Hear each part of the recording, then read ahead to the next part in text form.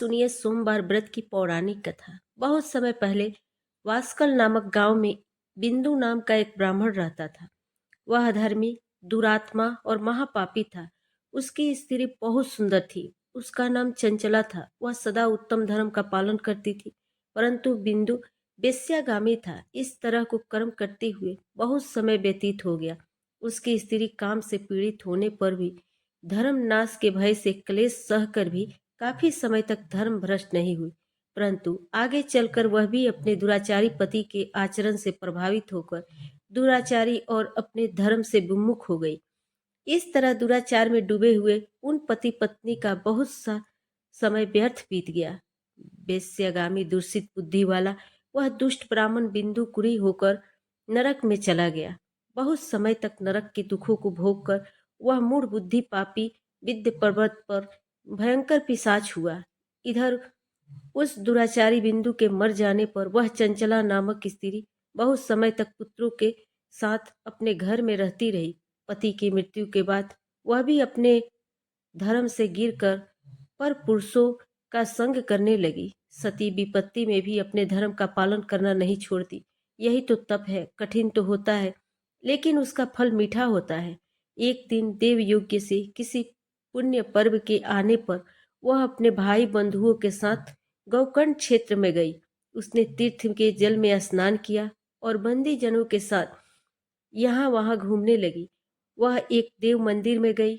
वहां उसने एक ब्राह्मण के मुख से भगवान शिव की परम पवित्र एवं मंगलकारी कथा सुनी। ब्राह्मण कह रहे थे कि जो स्त्रियां व्यभिचार करती है वे मरने के बाद जब यमलोक जाती हैं तब यमराज के दूत उन्हें तरह तरह से यंत्रणा देते हैं कि वे उसके कामांगर लोह के डंडों से दागत है, तप्त लौ के डंडों से उसका संसर्ग कराते हैं। ये सारे दंड इतनी वेदना देने वाले होते हैं कि जीव पुकार पुकार कर कहता है कि अब वह ऐसा नहीं करेगा, लेकिन यमदूत उसे छोड़ते नहीं है। कर्मों का फल तो सभी को भोगना पड़ता है। देव, ऋषि, मनुष्य सभी इससे बंधे हुए हैं। ब्राह्मण के मुख से यह वैराग्य बढ़ाने वाली कथा को सुनकर चंचला भय से व्याकुल हो गई। कथा समाप्त होने पर सभी लोग वहां से चले गए। तब कथा बाँचने वाले ब्राह्मण देवता से चंचला ने कहा, हे ब्राह्मण, धर्म को न जानने के कारण मेरे द्वारा बहुत बड़ा दुराचार हुआ है। स्वामी, मेरे ऊपर कृपा कर मेरा उद्धार कीजिए। आपके प्रवचन को सुनकर मुझे इस संसार से वैराग्य हो गया है। मुझ मूर्छित वाली पापिनी को धिक्कार है। मैं निंदा के योग्य हूँ। मैं बुरे विषयों में फंसकर अपने धर्म से विमुख हो गई थी। कौन मुझे जैसी को मार्ग में मन लगाने वाली पापनी का साथ देगा? जब यमदूत मेरे गले में फंदा डालकर मुझे बांध कर ले जाएंगे और नरक में मेरे शरीर के टुकड़े टुकड़े करेंगे, तब मैं कैसे उन महायातना को सहन कर पाऊंगी? मैं सब प्रकार से नष्ट हो गई हूँ, क्योंकि अभी तक मैं हर तरह से पाप में डूबी रही हूँ। हे ब्राह्मण, आप मेरे गुरु हैं, आप ही मेरे माता पिता हैं। मैं आपके शरण में आई हूँ। मुझ अबला का अब आप उद्धार कीजिए। इस प्रकार विलाप करती हुई चंचला ब्राह्मण देवता के चरणों में गिर पड़ी। तब ब्राह्मण ने उसे कृपा पूर्वक बताया और इस प्रकार कहा, नारी, तुम सौभाग्यशाली हो जो भगवान शंकर की कृपा से तुमने वैराग्यपूर्ण ये कथा सुनी है और कथा को सुनकर समय से अपनी गलती का एहसास कर लिया है। तुम डरो मत और भगवान शिव के शरण में जाओ। उनकी परम कृपा से तुम्हारे सभी पाप नष्ट हो जाएंगे। मैं तुम्हारे भगवान भगवान शिव की कथा सहित वह मार्ग बताऊंगा जिसके द्वारा तुम्हें सुख देने वाली उत्तम गति प्राप्त होगी। शिव कथा सुनने से तुम्हारी बुद्धि शुद्ध हो गई है और तुम्हें पश्चाताप हुआ है तथा मन में वैराग्य उत्पन्न हुआ है। पश्चाताप ही पाप करने वाले पाप की के लिए सबसे बड़ा प्रायश्चित है। जो मनुष्य अपने कर्म को लिए प्रायश्चित नहीं करता वह उत्तम गति प्राप्त नहीं करता, परंतु जिसे अपने कुकृत्य पर हार्दिक पश्चाताप होता है अवश्य ही उत्तम गति का भागीदार होता है।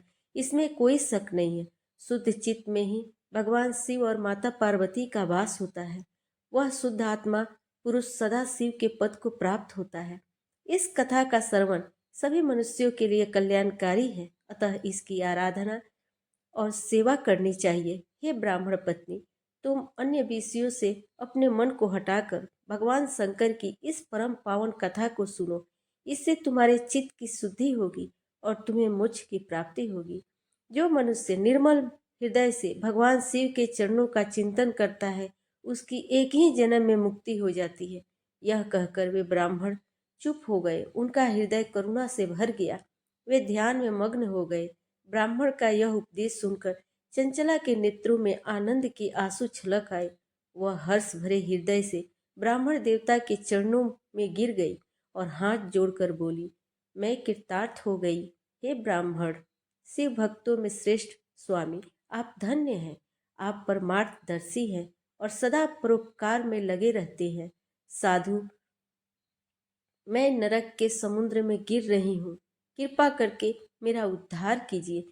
जिस पौराणिक और अमृत के समान कथा की बात आपने की है, उसे सुनकर ही मेरे मन में वैराग्य उत्पन्न हुआ। उस अमृत कथा को सुनने के लिए मेरे मन में बड़ी श्रद्धा हो रही है।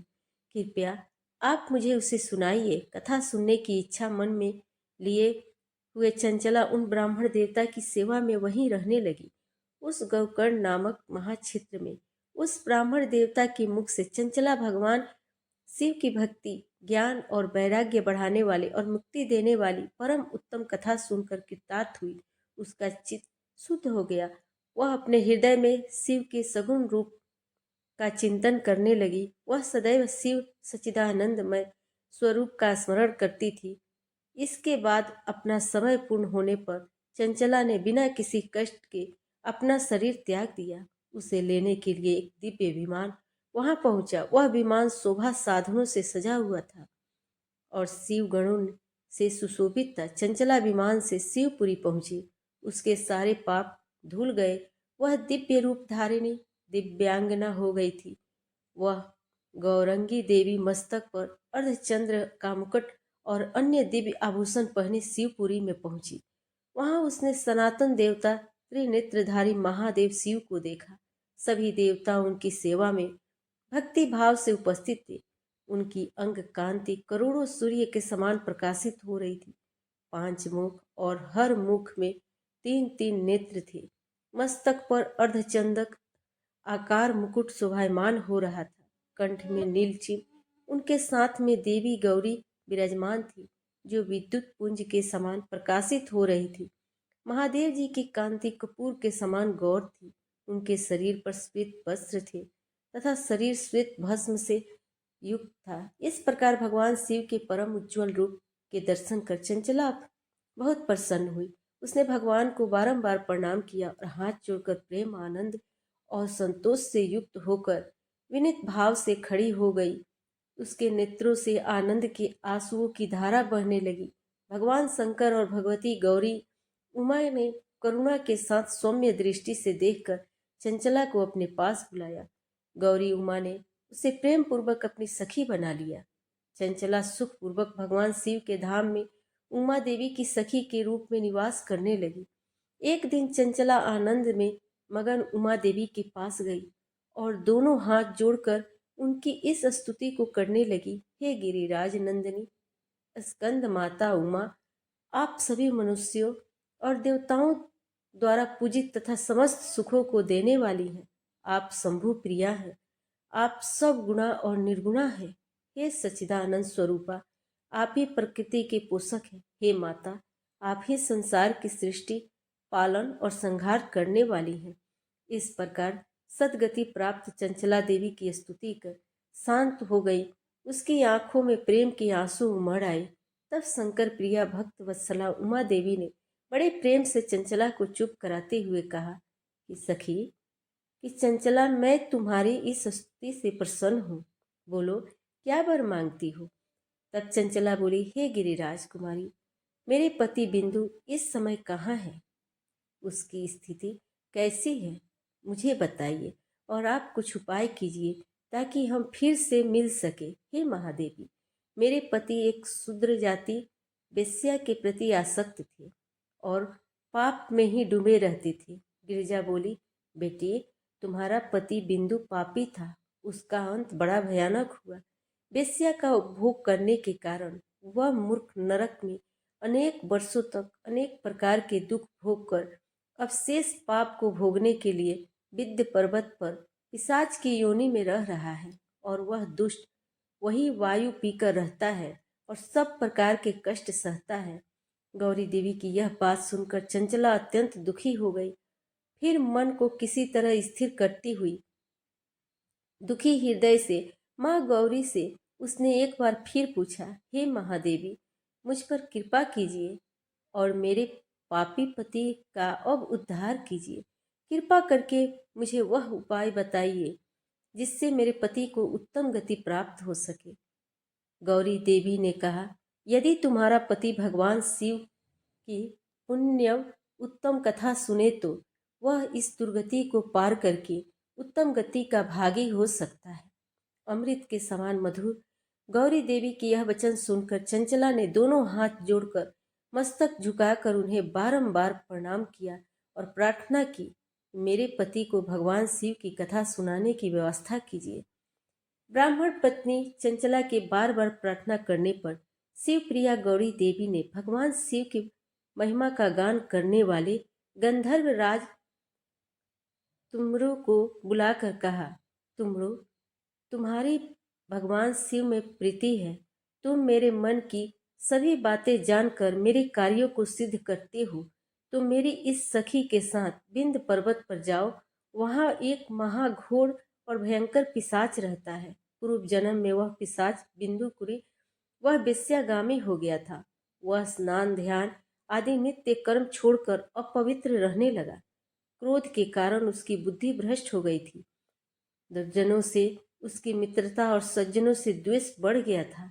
वह अस्त्र शस्त्र से हिंसा करता, लोगों को सताता और उनके घरों में आग लगा देता था।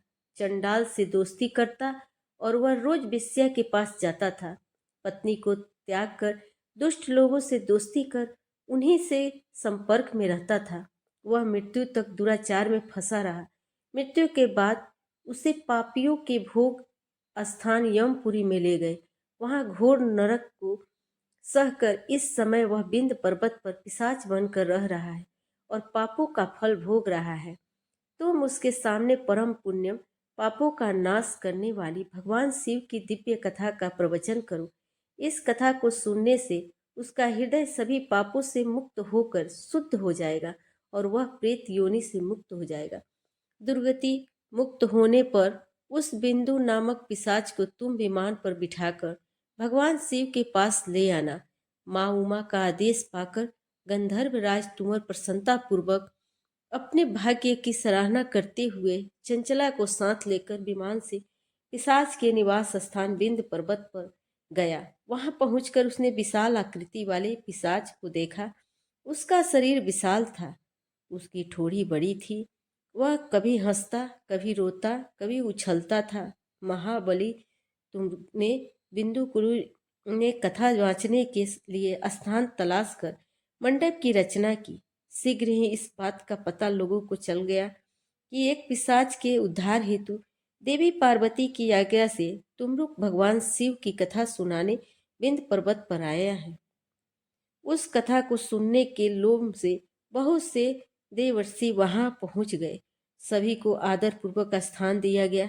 पिशाच बिंदु को पासों में बांधकर आसन पर बिठाया गया और तब तुमने परम उत्तम भगवान शिव की अमृत कथा का गान शुरू किए, जिससे सभी श्रोता कृतार्थ हो गए। परम पुण्यम कथा को सुनकर पिशाच सभी पापों से मुक्त हो गया और उसने पिशाच शरीर का त्याग कर दिया। शीघ्र ही उसका रूप दिव्य हो गया।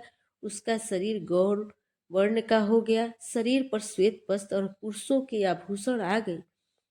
इस प्रकार दिव्य देहधारी होकर बिंदु अपनी पत्नी चंचला के साथ स्वयं ही भगवान शिव के गुणगान करने लगा। उसे दिव्य रूप को देखकर सभी को बहुत आश्चर्य हुआ। उसका मन परम आनंद से परिपूर्ण हो गया। सभी भगवान महेश्वर के अद्भुत चरित्र को सुनकर कृतार्थ होकर उनका यशोगान करते हुए अपने अपने धाम को चले गए। बिंदु अपनी पत्नी चंचला के साथ विमान में बैठकर शिवपुरी की ओर चल दिया। महेश्वर के गुणों का गान करता हुआ बिंदु अपनी पत्नी चंचला और तुमरुक के साथ शीघ्र ही शिव धाम पहुंच गया। भगवान शिव देवी पार्वती ने उसे अपना पार्षद बना लिया। दोनों पति पत्नी सुखपूर्वक भगवान महेश्वर एवं गौरी देवी के श्री चरणों में अविचल निवास पाकर धन्य हो गए। बोलिए उमा महेश्वर भगवान की जय। अब सुनिए भगवान शंकर की दूसरी कथा। एक धनवान साहूकार था जिसके घर किसी प्रकार की कोई कमी नहीं थी, परंतु उसको एक दुख था। उसका कोई पुत्र नहीं था। वह इसी चिंता में दिन रात रहता था। वह पुत्र की कामना से हर सोमवार को शिव जी का व्रत और पूजन किया करता था। सायंकाल को मंदिर में जाकर शिव जी का दीपक जलाता था। उसके भक्ति भाव को देखकर एक समय श्री पार्वती जी ने भगवान शिव जी से कहा, वह हुंकार उसका अनंत भक्त है और सदैव आपका व्रत और पूजन बड़ी श्रद्धा से करता है। इसकी मनोकामना आप पूर्ण कीजिए। तब भगवान शिव ने कहा कि हे पार्वती, यह संसार कर्म क्षेत्र है। जैसी किसान खेत में जैसा बीज बोता है वैसा ही फल काटता है, उसी तरह से इस संसार में जैसा कर्म करते हैं वैसा ही फल मिलता है। तब माता पार्वती ने अत्यंत आग्रह से कहा, महाराज, जब यह आपका भक्त है और इससे किसी प्रकार का दुख है तो उसको अवश्य दूर करना चाहिए, क्योंकि आप सदैव अपने भक्तों पर दयालु हैं और उनके दुखों को दूर करते हैं। यदि आप ऐसा नहीं करोगे तो मनुष्य आपकी सेवा व्रत क्यों करेंगे। माता पार्वती जी के आग्रह को देखकर भगवान भोलेनाथ कहने लगे, हे पार्वती, इसके कोई पुत्र नहीं है, इसी चिंता से यह दुखी रहता है। इसके भाग्य में पुत्र ना होने पर भी इसके पुत्र की प्राप्ति का मैं वर देता हूँ, परंतु वह पुत्र केवल 12 वर्ष तक जीवित रहेगा। इसके पश्चात वह मृत्यु को प्राप्त हो जाएगा। इससे अधिक मैं और कुछ इसके लिए नहीं कर सकता हूँ। यह सब बातें वह साहूकार सुन रहा था। इससे उसको ना कुछ प्रसन्नता हुई और ना ही उसे कुछ कष्ट हुआ। वह पहले जैसे ही भगवान शिव का व्रत और पूजन करता रहा। कुछ समय व्यतीत हो जाने पर साहूकार की स्त्री गर्भवती हुई और उसे 10वें महीने में गर्भ से अति सुंदर पुत्र की प्राप्ति हुई। साहूकार के घर में बहुत खुशियां मनाई गई, परंतु साहूकार ने उसको केवल 12 वर्ष की आयु जानकर कोई अधिक प्रसन्नता प्रकट नहीं किया और न ही किसी को यह भेद बताया। जब वह 11 वर्ष का हो गया तो वह बालक की माता ने उसके पिता से विवाह आदि के लिए कहा, परंतु साहूकार कहने लगा, मैं अभी इसका विवाह नहीं करूंगा और पढ़ने के लिए इसे भेजूंगा। फिर साहूकार ने अपने साले अर्थात उस बालक के मामा को बुलाकर उसको बहुत सा धन देकर कहा, तुम इस बालक को काशी में पढ़ने के लिए ले जाओ और रास्ते में जिस स्थान पर भी जाओ वहाँ यज्ञ करना और ब्राह्मणों को भोजन कराते जाना। वे दोनों मामा और भांजा सब जगह यज्ञ करते और ब्राह्मणों को भोजन कराते जा रहे थे। रास्ते में उनको एक शहर पड़ा।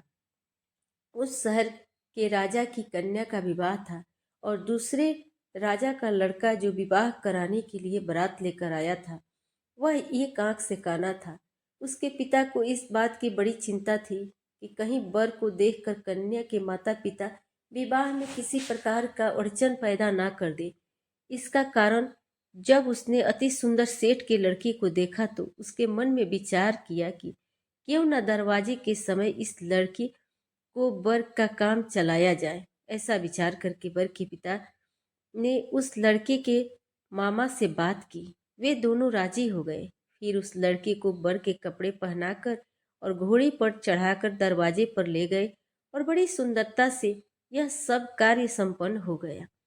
वर के पिता ने सोचा, यदि विवाह कार्य भी इसी लड़के से करा दिया जाए तो इसमें क्या बुराई है। ऐसा विचार करके लड़का और उसके मामा से कहा, यदि आप फेरों और कन्यादान का काम भी करा दे तो आपकी बड़ी कृपा होगी और हम इसके बदले बहुत सा धन देंगे।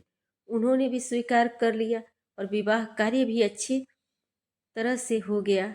परंतु जिस समय लड़का जाने लगा तो उसने राजकुमारी की चुन्नी के पल्लों पर लिख दिया कि तेरा विवाह मेरे साथ हुआ है, परंतु जिस राजकुमार के साथ तुमको भेजेंगे वह एक आंख से काना है।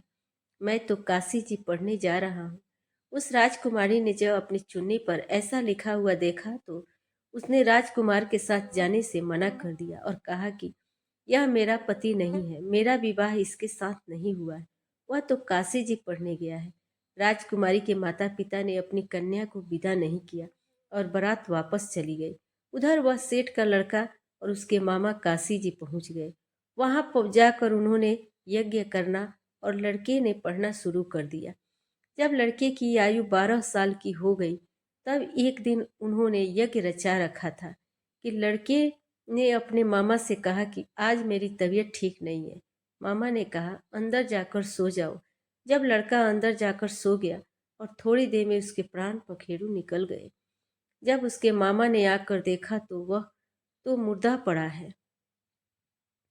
तो उनको बहुत दुख हुआ और उन्होंने सोचा कि मैं अभी रोना पीटना मचा दूंगा तो यज्ञ का कार्य अधूरा रह जाएगा।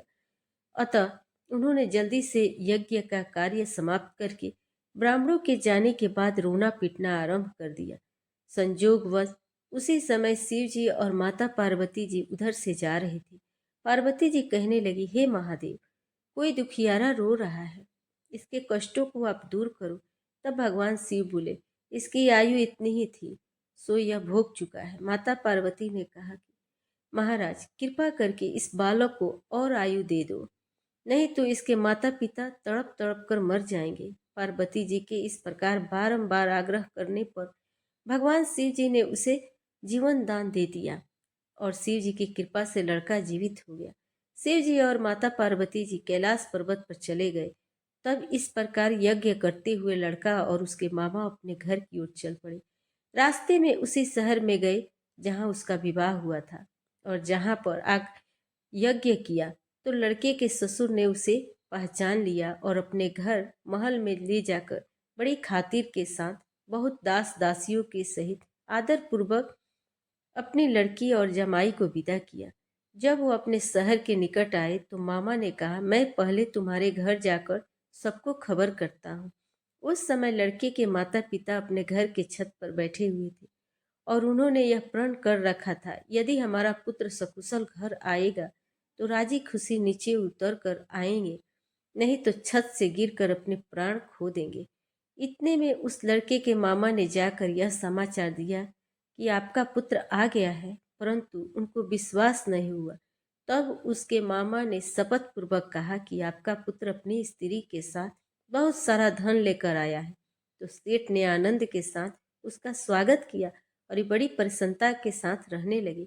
इस प्रकार जो भी व्यक्ति सोमवार का व्रत करता है अथवा इस कथा को पढ़ता है या सुनता है, भगवान भोलेनाथ उसके सभी दुखों को दूर करके उसके समस्त मनोकामनाओं को पूर्ण करते हैं। बड़े ही श्रद्धा और भक्ति के साथ अब आप सुनिए सोमवार की एक और कथा। एक बार की बात है, माता पार्वती शिव जी को पति के रूप में प्राप्त करने के लिए घोर तप कर रही थी। उनके तप को देखकर देवताओं ने शिव जी से देवी की मनोकामना को पूर्ण करने की प्रार्थना की। शिव जी ने पार्वती जी की परीक्षा लेने के लिए सप्त ऋषियों को भेजा। सप्त ऋषियों ने शिव जी के सैकड़ों अवगुण गिनाए, पर पार्वती जी को महादेव जी के अलावा किसी और से विवाह मंजूर नहीं था। तब शंकर जी ने स्वयं पार्वती जी की परीक्षा लेने की ठानी। तब भगवान शंकर स्वयं प्रकट हुए और पार्वती जी को वरदान देकर अंतर ध्यान हुए। इतने में पार्वती माता जहाँ तप कर रही थी, वहीं पास में तालाब में मगरमच्छ ने एक लड़के को पकड़ लिया। लड़का जान बचाने के लिए चिल्लाने लगा। तब पार्वती जी से उस बच्चे की चीख सुनी नहीं गई। द्रवित हृदय होकर वे तालाब पर पहुंच गई। वहां देखा कि मगरमच्छ लड़के को तालाब के अंदर खींच ले जा रहा है। लड़के ने देवी को देखकर कहा, मेरी माता पिता और भाई बंधु कोई नहीं है, आप मेरी रक्षा करें। तो पार्वती जी ने कहा कि मगरमच्छ, इस लड़के को छोड़ दो। मगरमच्छ बोला, दिन के छठे पैर में जो मुझे मिलता है उसे मैं अपना आहार समझकर स्वीकार कर लेता हूँ, यह मेरा नियम है। ब्रह्मदेव ने दिन के छठे पहर में इस लड़के को भेजा है, मैं इसे क्यों छोड़ूं? पार्वती जी ने विनती की, तुम इसे छोड़ दो, बदले में तुम्हें जो चाहिए वह मुझसे कहो। तो मगरमच्छ बोला, एक ही शर्त पर मैं इसे छोड़ूंगा। आपने तप करके महादेव जी से जो वरदान लिया है, यदि उस तप का फल मुझे दे दो तो मैं इसे छोड़ दूंगा। पार्वती जी तुरंत तैयार हो गई। उन्होंने कहा, मैं अपने तप का फल तुम्हें देने के लिए तैयार हूँ, लेकिन तुम इस बालक को छोड़ दो। मगरमच्छ ने समझाया, सोच लो देवी, जोश में आकर संकल्प मत करो। हजारों वर्षों तक जैसा तप किया है वैसा देवताओं के लिए भी संभव नहीं है। उसका सारा फल इस बालक के प्राणों के बदले चला जाएगा। पार्वती जी ने कहा, मेरा निश्चय पक्का है, मैं तुम्हें अपने तप का फल देती हूँ, तुम इसको जीवन दे दो। मगरमच्छ ने पार्वती जी से तप का दान करने का संकल्प करवाया। तप का दान होते ही मगरमच्छ का देह तेजी से चमकने लगा और वह बोला, हे पार्वती, यह देखो, तप के प्रभाव से मैं तेजस्वी बन गया हूँ। तुमने जीवन भर की पूंजी एक बच्चे के लिए व्यर्थ कर दी। चाहे तो अपनी भूल सुधारने के लिए एक मौका और दे सकता हूँ। तब पार्वती जी ने कहा, हे ग्राह, तब तो मैं पुनः कर सकती हूँ, किंतु यदि तुम इस लड़के को निगल जाते तो इसका जीवन वापस नहीं मिल सकता था। देखते ही देखते वह लड़का अदृश्य हो गया और मगरमच्छ भी लुप्त हो गया। पार्वती जी ने विचार किया, मैंने तप तो दान कर दिया है, अब पुनः से तप आरंभ करूंगी। पार्वती जी फिर से तप करने का संकल्प किया। भगवान सदाशिव फिर से प्रकट होकर बोले, हे पार्वती, भला अब क्यों तप कर रही हो? तब पार्वती जी ने कहा, प्रभु, मैंने अपने तप का फल दान कर दिया है। आपको पति रूप में पाने का संकल्प के लिए मैं फिर से वैसा ही घोर तप करके आपको प्रसन्न करूंगी। तो महादेव जी बोले, मगरमच्छ और लड़के दो दोनों रूपों में मैं ही था। तुम्हारा चित्त प्राणी मात्र से अपने सुख दुख का अनुभव करता है या नहीं, इसकी परीक्षा लेने के लिए मैंने ही यह लीला रची थी। अनेक रूपों में दिखने वाला मैं एक ही हूँ। मैं अनेक शरीरों से अलग निर्विकार हूँ। तुमने अपना तप मुझे ही दिया है, इसलिए अब और तप करने की कोई आवश्यकता नहीं है। देवी ने महादेव जी को प्रणाम कर प्रसन्न मन से विदा किया। प्रेम से बोलिए भगवान शंकर और माता पार्वती की जय। अब आप सुनिए तीसरी कथा। एक बार नारद जी ने भोलेनाथ जी से स्तुति करके पूछा कि प्रभु, आपको प्रसन्न करने के लिए सबसे उत्तम और सुलभ साधन क्या है? हे त्रिलोकीनाथ, आप तो निर्विकार और निष्काम हैं, आप सहज ही प्रसन्न हो जाते हैं। फिर भी मेरे जानने की इच्छा है कि आपको क्या प्रिय है। तब शिव जी बोले, नारद जी, वैसे तो मुझे भक्त के भाव सबसे प्रिय है, फिर भी आपने पूछा है तो मैं बताता हूँ। मुझे जल के साथ साथ बिल्व पत्र बहुत प्रिय है। जो अखंड बिल्व पत्र मुझे श्रद्धा से अर्पित करते हैं, मैं उन्हें अपने लोक में स्थान देता हूँ। नारद जी भगवान शंकर और माता पार्वती की वंदना करके अपने लोक को चले गए। उनके जाने के बाद पार्वती जी ने शिव जी से पूछा, हे प्रभु, मेरी यह जानने की बड़ी तीव्र इच्छा हो रही है कि आपको बिल्व पत्र इतने प्रिय क्यों है। कृपा करके मेरी जिज्ञासा को शांत कीजिए। तब शिव जी बोले, हे शिवे, बेल के पत्र मेरी जटा के समान है। उसका त्रिपत्र यानी 3 पत्ते ऋग्वेद, यजुर्वेद और सामवेद हैं। शाखाएं समस्त शास्त्र का स्वरूप है। बिल्व वृक्ष को आप पृथ्वी का कल्प वृक्ष समझे, जो ब्रह्मा विष्णु और शिव स्वरूप है। हे पार्वती, स्वयं महालक्ष्मी जी ने पर्वत पर बिल्व वृक्ष रूप में जन्म लिया था। इस कारण भी बेल का वृक्ष मेरे लिए अति प्रिय है। महालक्ष्मी जी बिल्व का रूप धरा, यह सुन पार्वती जी को कुतूहल में पड़ गई और पार्वती जी कुतूहल से उपजी जिज्ञासा को रोक ना पाई। उन्होंने पूछा, देवी लक्ष्मी ने आखिर बेल वृक्ष का रूप क्यों लिया? आप ये कथा विस्तार से कहें। तब भोलेनाथ ने देवी पार्वती जी को कथा सुनाया।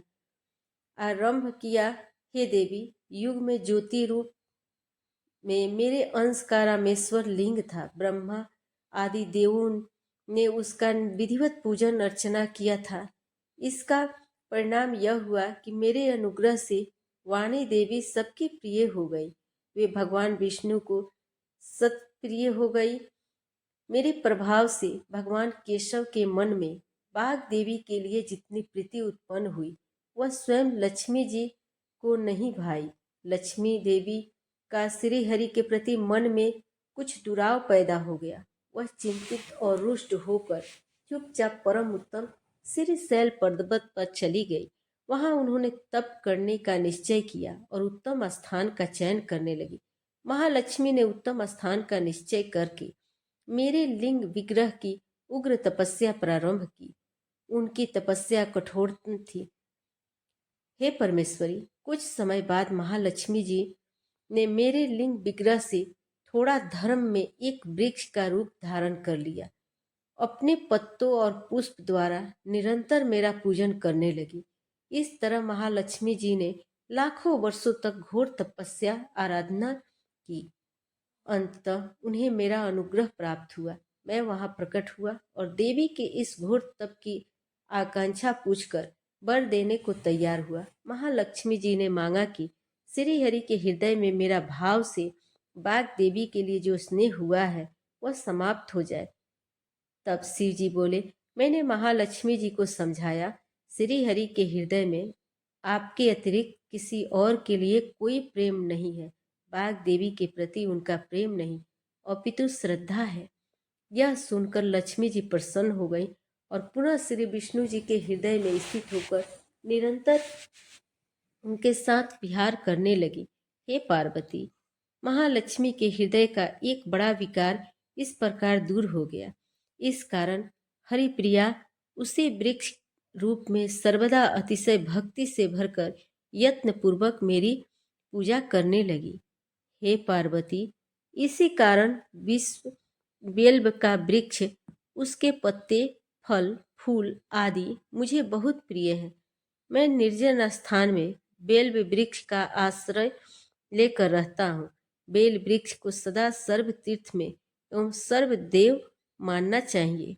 बिल्व पत्र, बेल्व फूल, बेल्व वृक्ष अथवा बेल काष्ठ के चंदन से जो मेरा पूजन करता है वह भक्त मेरा अति प्रिय है। बेल वृक्ष को शिव के समान ही समझो। वह मेरा शरीर है। जो बेल वृक्ष पर चंदन से मेरा नाम अंकित करके मुझे अर्पण करता है, मैं उसे सभी पापों से मुक्त करके अपने लोक में स्थान देता हूँ। हे देवी, उस व्यक्ति को स्वयं लक्ष्मी जी भी नमस्कार करती हैं जो मेरा पूजन करते हैं। जो बेल मूल में प्राण छोड़ता है उसके रुद्र देह प्राप्त होता है और ऐसे मनुष्य को सदैव ही माता लक्ष्मी की कृपा रहती है और साथ ही साथ भगवान नारायण की कृपा भी उन पर सदैव बनी रहती है। प्रेम से बोलिए, भगवान शिव और माता पार्वती की जय। अब सुनिए गणेश भगवान की कथा।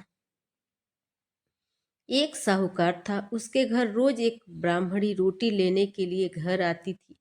घर के अंदर घुसते ही पोल के ऊपर गजानन जी का मंदिर था। वह गणेश जी को रोटी का एक और हमेशा भोग लगाती थी। बहुत दिन हो गए। गणेश जी महाराज ने कहा कि यह मुझे हमेशा भोजन करवाती है, मुझे इसे कोई ना कोई उपहार जरूर देना चाहिए। गणेश जी एक दिन उसके थाली में हीरे मोती भर देते हैं। ब्राह्मणी तो थाली लेकर अपने घर आ गई और साहूकार से रोटी लेने के लिए आना बंद हो गई। साहूकारनी ने उसे बुलावा भेजा कि बाई रोटी लेने के लिए क्यों नहीं आई। ब्राह्मणी ने कहा, मुझ पर गणेश जी प्रसन्न हो गए, बहुत वर्ष तक रोटी लेने के लिए आ गई, लेकिन अब नहीं आऊंगी। साहूकारनी मन में बहुत नाराज हुई। गणेश जी से कहा कि आप ब्राह्मणी के ऊपर प्रसन्न हुए परंतु मुझ पर प्रसन्न नहीं हुए। तब गणेश जी की मूर्ति हटाकर उसने बाहर फेंक दी। इधर सेठ जी की दुकान में धंधा पानी बंद हो गए। एक दिन सेठ जी की नज़र पोल के मंदिर पर गई तो सेठानी जी को पूछा, गणेश जी कहाँ हैं? साहूकारनी ने कहा कि ऐसे गणेश जी को क्या करें जो ब्राह्मणी पर तो प्रसन्न हो गए लेकिन हमारे ऊपर प्रसन्न नहीं हुए। इस कारण मैंने तो गणेश जी को हटाकर फेंक दिया है। तब सेठ जी ने कहा कि यह तुमने क्या किया? मेरा तो व्यापार और धंधा चलना बंद हो गया है। गणेश जी तुमने कहाँ फेंके हैं? जल्दी बताओ, मैं उन्हें वापस लेकर आता हूँ। साहूकार जी वापस से गणेश जी को लेने के लिए गए तो गणेश जी इतने भारी हो गए कि वे उठे ही नहीं। साहूकार जी ने कहा कि मेरे से गलती हो गई है, आप मेरे घर पधारिए। गणेश जी तो और भी भारी होते गए और कहा कि मैं तो नहीं चलूँगा, पहले साहूकारनी को बुलाकर यहाँ लाओ और वह मुझसे माफ़ी मांगेगी तो ही मैं चलूँगा। गणेश जी ने कहा कि मुझे हमेशा सवा सेर का चूरमा करके भोजन कराओगे तो ही मैं चलूँगा। साहूकारनी को लेकर आए, उसने माफ़ी मांगी और सवा सेर का चूरमा चढ़ाने का भी भरी हुंकार भरी। साहूकार और साहूकारनी ने गणेश जी को वापस घर लाकर उन्हें हॉल में बिठाया। ऐसा करने पर साहूकार का व्यापार फिर से चलने लगा। हे गणेश जी महाराज, जैसे साहूकार और साहूकारनी पर आप प्रसन्न हुए, वैसे ही सभी पर प्रसन्न होना। बोलिए गणेश भगवान की जय। अब आप सुनिए भगवान भोलेनाथ की आरती। ओम जय शिव ओमकारा, स्वामी जय शिव ओमकारा, ब्रह्मा विष्णु सदा शिव अर्धांगी धारा। ओम जय शिव ओमकारा, एकानन चतुरानन पंचानन राजे, स्वामी पंचानन राजे। हंसासन गरुड़ासन, हंसासन गरुड़ासन, वृषवाहन साजे। ओम जय शिव ओमकारा, दो भुज चार चतुर्भुज, दस भुज अति सोहे, स्वामी दस भुज अति सोहे। त्रिगुण रूप निरुखते, त्रिगुण रूप निरखते, त्रिभुवन जन मोहे। ओम जय शिव ओमकारा, अक्षमाला बनमाला मुंडमाला धारी, स्वामी मुंडमाला धारी। त्रिपुरारी कंसार, त्रिपुरारी कंसारी, करमाला धारी। ओम जय शिव ओमकारा, श्वेतांबर पीतांबर बागंबर अंगे, स्वामी बागंबर अंगे। सनकादिक गणुनादिक, सनकादिक गणुनादिक, भूतादिक संगे। ओम जय शिव ओमकारा, करे के मध्य कमंड, चक्र त्रिशूलधारे, स्वामी चक्र त्रिशूलधारे।